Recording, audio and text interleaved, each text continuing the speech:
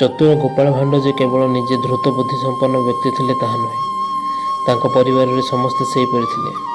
ଯେପରି ଗୋଟିଏ ଶିକ୍ଷିତ ପରିବାରରେ ସମସ୍ତେ ଶିକ୍ଷିତ ଅଟନ୍ତି, ସେହିପରି ଗୋପାଳଙ୍କର ସମ୍ମାନକୁ ତାଙ୍କର ସ୍ତ୍ରୀ, ପୁଅ, ଝିଅ ଓ ବୋହୂ ଏପରିକି ନାତି ନାତୁଣୀମାନେ ମଧ୍ୟ ଆହୁରି ବିଚକ୍ଷଣ ଭାବେ ସମ୍ମାନକୁ ଜଗି ରଖି ଚଳନ୍ତି।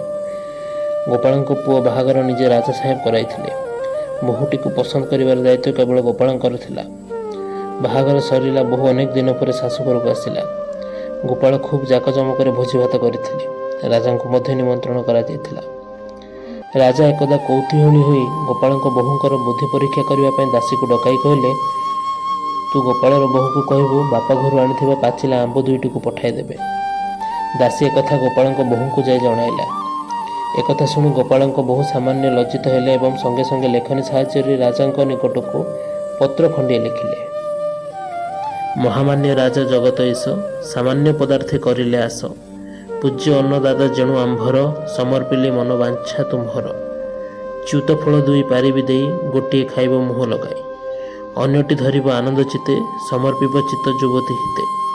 ରୋଷ ନ କରିବ ଦୋଷକୁ ଦେଖି, ଜନମେ ଜନମେ ହୋଇବ ସୁଖୀ।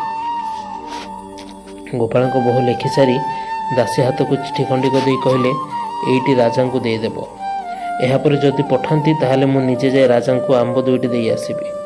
ମହାରାଜା ଦାସୀ ପାଖରୁ ପତ୍ରଟି ନେଇ ପଢ଼ିସାରି ଲଜ୍ଜିତ ହେଲେ। ସେ ମାତୃତ୍ୱ ଭାବରେ ତାଙ୍କୁ ଶିଶୁପୁତ୍ର ବୋଲି ସମ୍ବୋଧନ କରିଛନ୍ତି ଦେଖି ଖୁବ୍ ଖୁସି ହୋଇଯାଇଥିଲେ। ମନେ ମନେ ଭାବିଲେ, ମୂର୍ଖ ଘରେ ମୂର୍ଖ ପହଞ୍ଚନ୍ତି, ରାଜା ଘରେ ରାଜା ଜନ୍ମ ହୁଅନ୍ତି ଓ ଚତୁର ଘରେ ଚାତୁରୀ ବୋହୂ ନ ହେବ କିପରି?